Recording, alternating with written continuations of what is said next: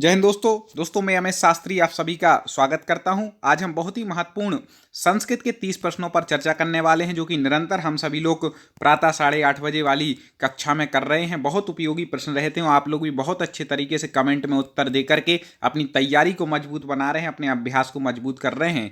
तो ऐसे प्रश्न आपको मिलते रहें निरंतर, इसलिए आप हमारे यूट्यूब चैनल टॉप 50 स्टडी को याद कर लें और इसको सब्सक्राइब तुरंत कर लें। एक बार यदि क्लिक ना किया हो तो सब्सक्राइब पर क्लिक कर लें। वैसे तो आपने कर लिया होगा, क्योंकि पूरी तैयारी हम आपकी सिलेबस के अनुसार हम करा रहे हैं बड़े मजबूती के साथ। और चलिए शुरुआत कर लेते हैं आज के वीडियो को। कमेंट बॉक्स खोल लें, उत्तर बताने के लिए तैयार हो जाइए। कम समय में ज्यादा प्रश्न पढ़ने हैं। विप्राय गाम ददाती में विप्र है। विप्र क्या है जल्दी से बता दें। विभक्ति कारक से संबंधित ये प्रश्न है। तो आपको बता दें कि विप्राय में चतुर्थी विभक्ति है। तो चतुर्थी का जो कारक है वह कौन सा है? चतुर्थी विभक्ति का वह है संप्रदान कारक। और हमने आपको बता भी दिया था कि देना अर्थ में जो दान अर्थ में जो धातु होती है उसमें हमेशा शब्द में यदि दान अर्थ प्रकट हो रहा है तो चतुर्थी विभक्ति होगी। मतलब विप्र के लिए गाय देता है। ठीक है, इस प्रकार से दान अर्थ में हमेशा कौन सी होती है? चतुर्थी विभक्ति होती है। ये नियम भी याद रखना। और चतुर्थी मतलब संप्रदान, इसका कारक चिन्ह होता है के लिए, मतलब विप्र के लिए। ठीक है, ये सब आपको पढ़ना हो तो हमारे चैनल की आप प्लेलिस्ट में जाकर के पढ़ सकते हैं। टॉप 50 स्टडी आप यूट्यूब पर सर्च करेंगे तो आपको वीडियो क्रम से मिल जाएंगे। पूरी तैयारी आप कर सकते हैं। अगला देखें, रुच्यार्थ धातु के योग में प्रियमाण की संज्ञा होती है। एक और महत्वपूर्ण बात दोस्तों, कई दोस्त बोलते हैं सर हमें इसकी पीडीएफ चाहिए, पीडीएफ चाहिए, पीडीएफ चाहिए। क्या करें, कैसे करें? कुछ मत करें आप। 3 से 4 दिन के अंदर हमारा Telegram channel top 50 study launch होने वाला है। 3-4 दिन बाद यदि आप ये वीडियो देख रहे हो तो टेलीग्राम पर सर्च करना। बाकी अभी लॉन्च नहीं हुआ, 3 से 4 दिन लगेंगे। उसकी जानकारी हम आपको इसी चैनल पर देंगे। जैसे ही लॉन्च होगा लिंक भी दे देंगे। आपने हमारे चैनल को सब्सक्राइब कर लिया है तो और बेल आइकन दबा लो, नोटिफिकेशन ऑन कर लें। जैसे ही टेलीग्राम चैनल लॉन्च होगा ये पीडीएफ हम वहाँ भेज करके आपको पहुँचाएंगे। ठीक है, तो आप जरूर जुड़ें। रुच्यार्थ धातु के युग में प्रियमाण, क्योंकि कहा है रुच्यार्थक प्रियमाण सूत्र है।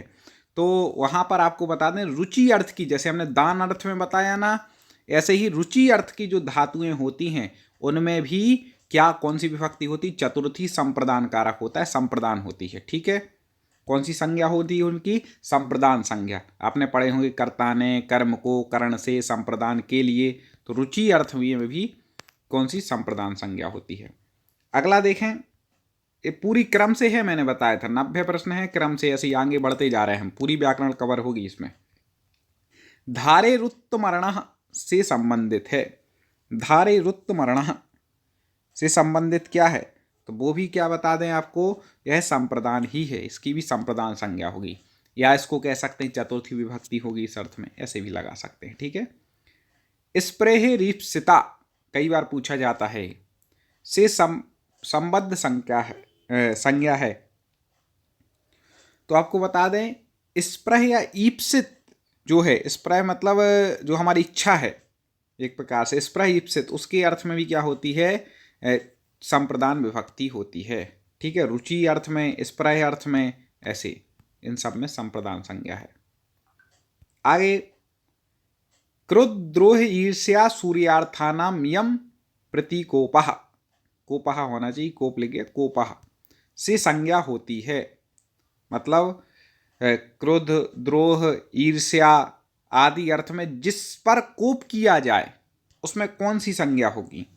जल्दी से बता दीजिए तो आपको बता दें उस पर संप्रदान संज्ञा होती। मतलब चतुर्थी विभक्ति कहाँ पर आएगी? संप्रदान मतलब चतुर्थी विभक्ति। तो जिस पर कोप किया जा रहा है, यम प्रतिकोपा मतलब जिसके ऊपर क्रोध किया जा रहा है, उसमें यहाँ पर क्या आ जाएगी?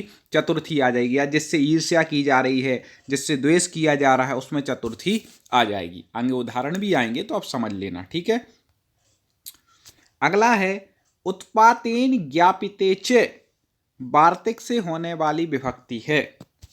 उत्पातेन ज्ञापिते च वार्तिक से कौन सी विभक्ति होती है? जल्दी से बता दें तो आपको बता दें उत्पातेन ज्ञापिते च वार्तिक से चतुर्थी विभक्ति होती है। या संज्ञा पूछ लेते तो वही संप्रदान। ठीक है, संप्रदान उसका विभक्ति में ले लो तो क्या हो गई? चतुर्थी। और कारक में ले लो तो संप्रदान कारक हो गया। दोनों एक ही चीज़ें हैं लगभग, एक ही नहीं है मतलब, लेकिन समान रूप से प्रयोग होती हैं। आप दोनों, आप हमारा वीडियो अपलोड है तो वो देख लेना। फलेभ्यो याति में फल से चतुर्थी करने वाला है, 2 बार हो गया। फलेभ्यो याति में फल से चतुर्थी करने वाला कौन है? ठीक है, तो फलेभ्यो याति में फल से चतुर्थी करने वाला, जल्दी से बता दें कौन से सूत्र से यहाँ पर चतुर्थी हुई है। तो आपको बता दें, क्रियार्थो पदस्य चा कर्मणि स्थानिनः, इस सूत्र से यहाँ पर चतुर्थी विभक्ति हुई है। हुई ना, फलेभ्यो, ऐसे चतुर्थी विभक्ति हो गई है। फलेभ्यो याति मतलब फल को लाता है ऐसा। तमरछात्य भाव वचना से विहित विभक्ति है। कई क्वेश्चन कठिन भी है, मैं मान रहा हूँ, कई दोस्त बोलते हैं सर ये कठिन आ गया।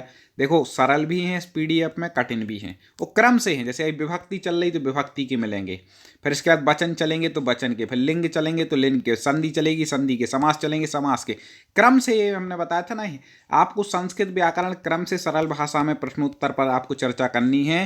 तो ये हमारे प्रश्न प्रतिदिन जो 8:30 बजे मॉर्निंग में कक्षा होती है उसको आप देखते जाइए।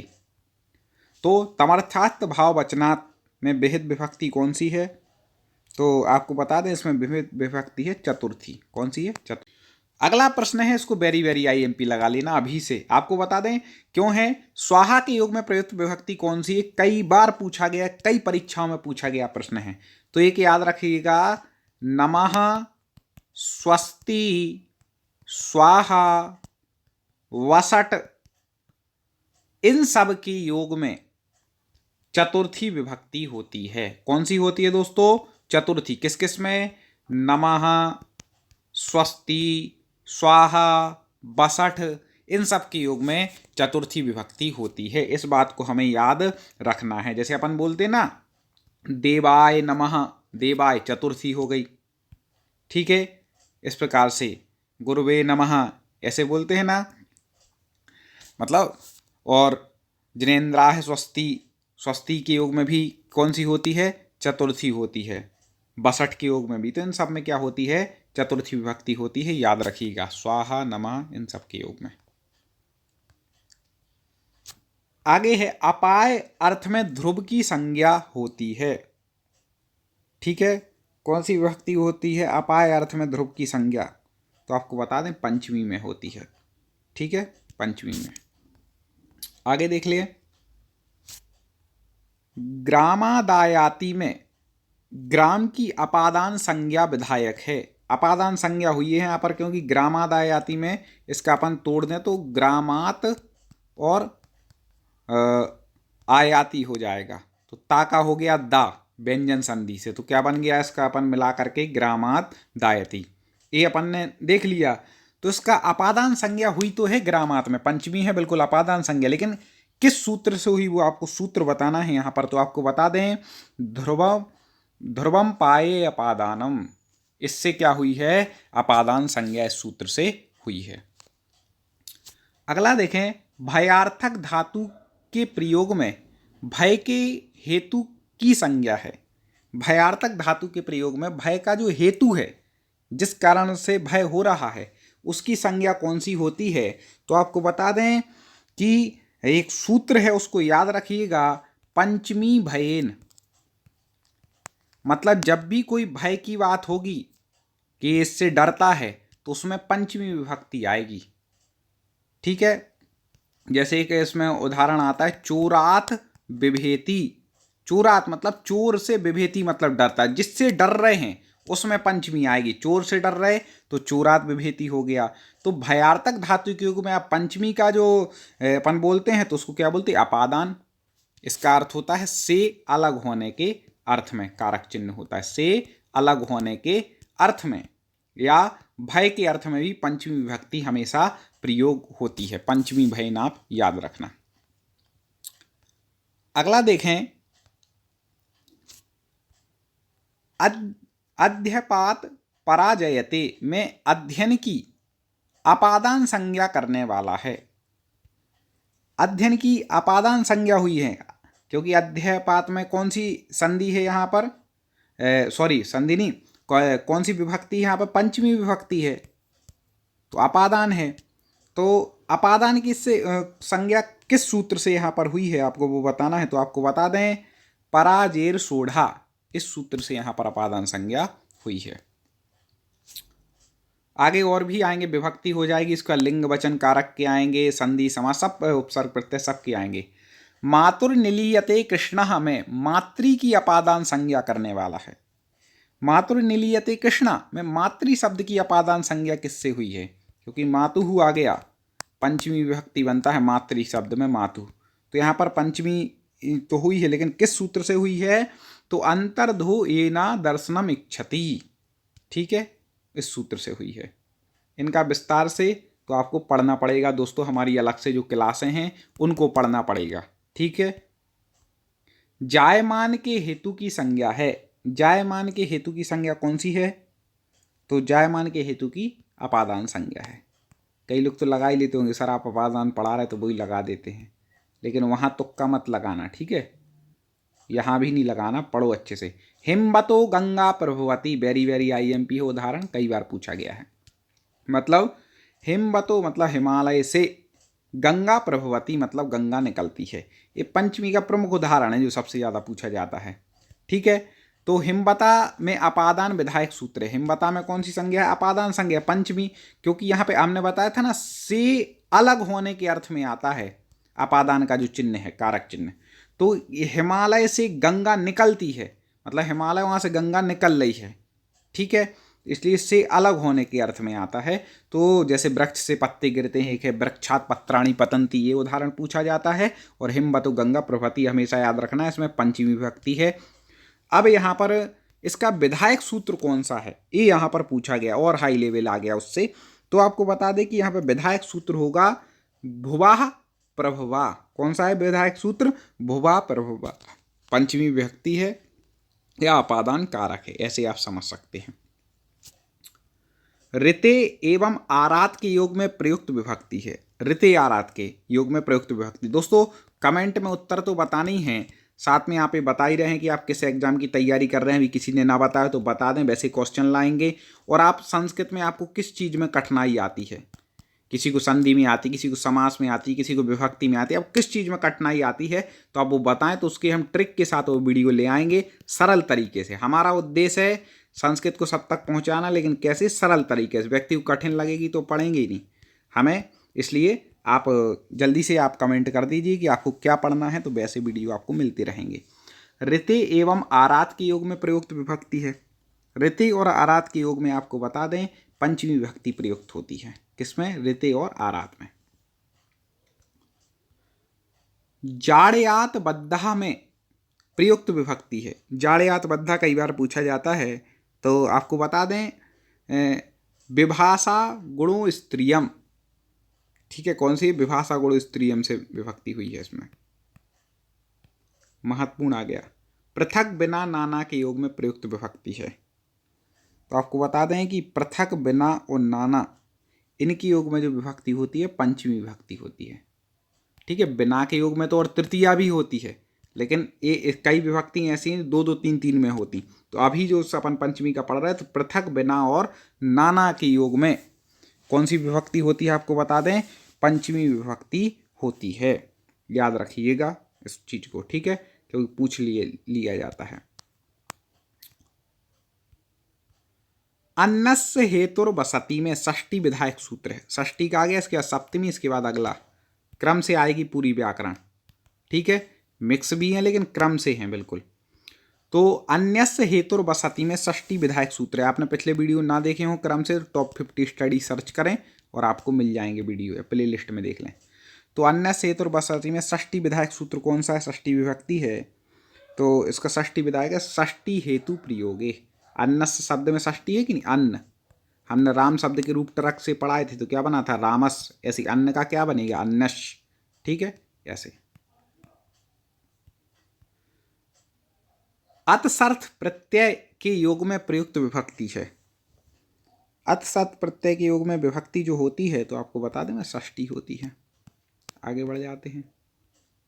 जगतः कर्ता कृष्णा में जगत से षष्ठी का विधायक है। महत्वपूर्ण है कि जगत के कर्ता क्योंकि षष्ठी जो होती है उसका का, के, की क्या है, चिन्ह है। कारक चिन्ह क्या है, का, के, की। षष्ठी संबंध में होती है ना, अपादान फिर संबंध, संबंध के योग में। तो जगत के कर्ता, के आ गया ना, के कर्ता कौन है, कृष्ण है, ऐसा आ गया। तो षष्ठी विधायक सूत्र इसमें कौन सा है, तो आपको बता दें, कर्तरी कर्मणो कृति। यहाँ पर कर्ता आ गया ना, और सूत्र में भी है कर्तरी कर्मणो कृति। जब कुछ समझ में नहीं आए तो जैसे इंग्लिश में अपन पहले क्या करते थे बचपन में कि उसके आ गया भाई निबंध लिखो, तो कई लोग उसमें समरी आती थी गद्यांश पद्यांश, उसी में से टीप करके और निबंध में जोड़ देते थे लाइन, ऐसा करते थे कई लोग जिन पे इंग्लिश अच्छी नहीं आती थी। ऐसी संस्कृत में वो शब्द देख लेते, ये इसमें भी करती है, इसमें भी करता, हाँ भाई यही। तो ये तुक्का हमेशा काम में नहीं आता है, अब अपन बड़े हो गए इसलिए पढ़ना है, ठीक है। फिर भी नब कछु ना बने तो ये तो लगा ही देना भैया, क्या करें। तो कर्तरी कर्मणो कृति, ये तो कर्तरी मतलब कर्ता, तो कर्ता, ठीक है। तो जगता कर्ता, तो कर्तरी कर्मणो कृति का विधायक सूत्र है इसका। आधार की संज्ञा है, आधार की संज्ञा, तो सूत्र आता है अधिकरणम आधारम। हमने ऐसा बोल दिया या सीधा समझ लो आधारोधिकरणम, ये मूल सूत्र ही है, आधारोधिकरणम मतलब आधार की अधिकरण संज्ञा है। सूत्र क्या है, आधारोधिकरणम, ठीक है। इतना याद रखिएगा, आपके काम में आ जाएगा। कटे आस्ते, यह कैसा आधार है, तो आपको बता दें कटे आस्ते यह औपश्लेषिक आधार है। इनको विस्तार से आपको पढ़ना है तो फिर चैनल से आप जुड़ जाइए, अलग अलग हम वीडियो लाते हैं, पढ़ते जाइए। अभिव्यापक अधिकरण है, अभिव्यापक अधिकरण कौन सा है, तो आपको बता दें सर्वस्विन्नात्मस्ति, ये क्या है, अभिव्यापक अधिकरण है। अगला है चर्मणि दूपिनम हंति में चर्मन में सप्तमी विधायक सूत्र कौन सा है, तो आपको बता दें वह है निमित्तात्, ठीक है, ये सूत्र है सप्तमी विधायक। गोसु दह्यमानासु गतः में सप्तमी विधायक सूत्र है। गोसु दुह्यमानासु गतः में सप्तमी विभक्ति होती है, तो इसका विधायक सूत्र कौन सा है, तो आपको बता दें यस्य च भावेन भाव लक्षणम, यस्य च भावेन भाव लक्षणम, ये है, वह सब होने वाली है विभक्ति। रुदति प्रावराजित में सप्तमी विधायक है, इसमें सप्तमी विभक्ति होती है, तो इसको आपको बता दें षष्ठी चानादरे, ये सप्तमी विधायक है रुदति प्रावाजित उदाहरण में। अब आगे देखें, नया चैप्टर शुरू हो गया, ऐसे क्रम से आपको मिलेंगे पूरी संस्कृत व्याकरण कंप्लीट। संस्कृत व्याकरण में वाच्यों की संख्या कितनी है, तो आपको बता दें संस्कृत व्याकरण में जो वाच्य होते हैं कर्तृवाच्य, कर्मवाच्य और भाववाच्य, ठीक है, 3 वाच्य टोटल संस्कृत में होते हैं, याद रखिएगा, इनको विस्तार से ही पढ़ाएंगे। दोस्तों अभी तक यदि आपने सब्सक्राइब ना किया हो तो तुरंत क्लिक कर लेना, पहला काम। दूसरा, तुरंत एक बार लाइक मार दें, वीडियो को फटाक से लाइक कर दें। इतना काम तो आपको करना है कि लाइक करना है और कम से कम अपने 3 मित्रों को शेयर करना है। आप 3 व्हाट्सएप ग्रुपों में करें या टेलीग्राम में या फिर फेसबुक पे, लेकिन अपने जोड़ना है लोगों को ज़्यादा से ज़्यादा और संस्कृत की तैयारी को मजबूत बनाना है। जितने ज़्यादा लोग जुड़ेंगे उतने उत्साह के साथ हम और ऐसे वीडियो आपके लिए लाएंगे, ठीक है। तो कर्तृवाच्य में क्रिया किसका बोधन करती है, तो आपको बता दें वाच्य संबंधित प्रश्न आ गए, तो कर्तृवाच्य, कर्तृ मतलब कर्ता, अभी हमने बताया था कर्तृ कर्ता, यहाँ देख लो। तो आपको बता दें कर्तृवाच्य में कर्ता की प्रधानता होती है, कर्मवाच्य में कर्म की प्रधानता होती है और भाववाच्य में ना कर्ता की होती है ना कर्म की, ठीक है, वहाँ पर किसी की प्रधानता नहीं होती। कर्तृवाच्य में कर्ता की, कर्मवाच्य में कर्म की। कर्ती पूछा तो कर्ता इसका सही उत्तर हो जाएगा, ठीक है। दोस्तों वीडियो को तुरंत लाइक कर दें, हमें उम्मीद है कि ऐसे प्रश्न आप तक निरंतर लाएंगे। और जो मैंने बोला था कि कमेंट जरूर करें कि आपको संस्कृत में कौन सा विषय पढ़ना है या जो हम पढ़ाते हैं उससे संबंधित कोई क्वेश्चन हो तो कमेंट करते जाएं और वीडियो को लाइक और शेयर आप जरूर करेंगे और ऐसे ही जुड़े रहेंगे, तैयारी को मजबूत करेंगे। चलिए पुनः मुलाकात अपन करते हैं कल और आगे बढ़ते हैं। जय हिंद।